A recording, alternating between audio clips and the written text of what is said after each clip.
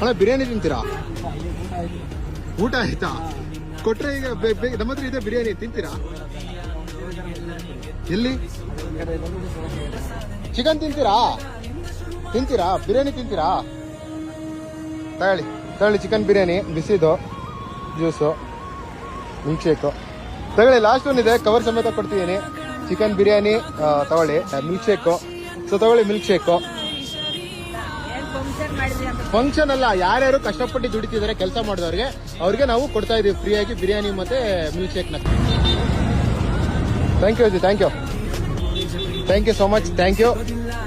So ಈಗ ಪ್ರೀತಿಯಿಂದ ಕೊಟ್ಟಿದ್ದಾರೆ, ತಿನ್ನೋಣ ಇದನ್ನ. ಅಂಡ್ ಇದೇ ತರ ಕಾಂಟೆಂಟ್ಸ್ ಬೇಕಂದ್ರೆ ಏನ್ ಮಾಡಬೇಕು ನೆಕ್ಸ್ಟ್ ವಿಡಿಯೋದಲ್ಲಿ ಕೂಡ ಕಮೆಂಟ್ ಮಾಡಿ. ಅಂಡ್ ನಿಮ್ಮ ಮನೆ ಮಗ ಮಾಸ್ಟರ್ ಕನ್ನಡಿಗನ್ನ ಸಪೋರ್ಟ್ ಮಾಡಿ, ಫಾಲೋ ಮಾಡಿ.